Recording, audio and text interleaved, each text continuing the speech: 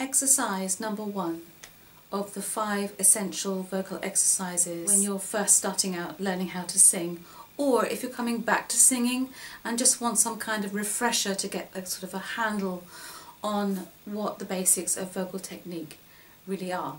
And I'm just going to start with posture. It means that all your abdominal muscles are really in a state of readiness and are working around the front. The girdle of muscles that comes around the front, they too are working because I'm requiring them to. Exercise number 2 of my 5 essential exercises, and we come to breathing.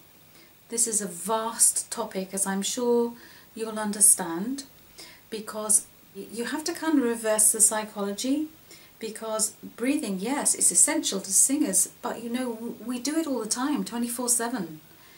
So it's really learning about the different sort of mental management we do as singers and how we actually use the breath. As the air goes in over the tongue and into the mouth cavity, it kind of prepares the muscles for work, so that when you feel that you're getting to that point of having nothing left, you know when it's time to stop and release. Exercise number 3 is to do with onset. Now this is a very basic concept of onset, but as I explained in some of my earlier work that you may have seen, so practicing this little exercise to do with onset is literally practicing the moment that your vocal folds come together and make a sound. So let's choose R, because everyone goes for R, and you're just going to sound like a reversing bus. So here we go, hold air out, breathing in, and it goes ah. So 2 very basic little exercises for onset, just trying to get the feel of what it's like to get that onset of sound starting off. Okay, so that's onset.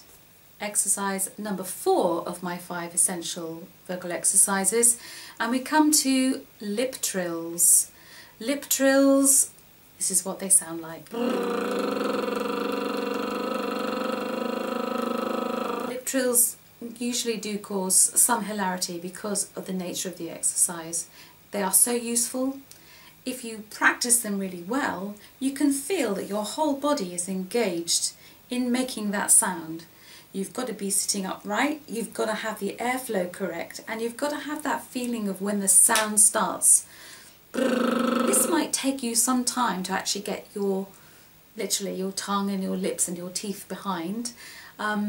It isn't about rolling your R's, this is about airflow. This is about a sense of what's happening as the air comes up, you start to make the sound, and actually you're controlling it with the feeling of. Lip trills are a really good exercise. Please don't dismiss them because they tick lots of boxes in the vocal technique journey.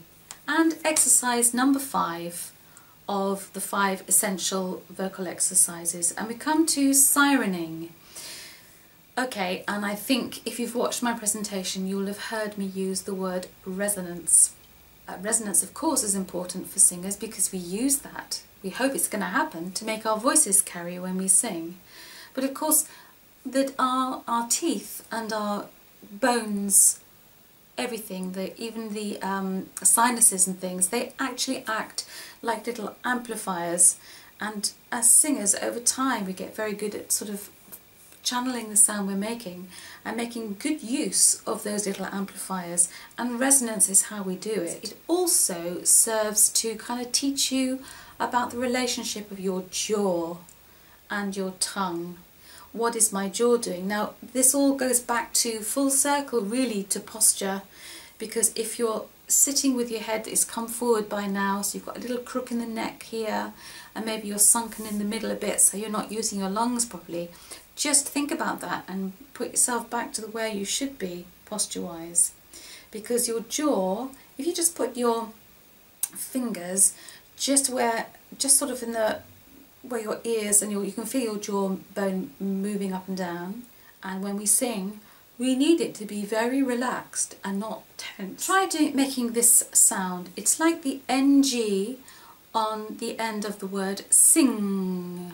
Say sing, and as you say that word, think about what your jaw has done as you do the ng. Now the ng, the ng at the end of that word, that's what I'm interested in, because It's to do with the relationship between your jaw, sing, and your tongue as you come to make the ng sound.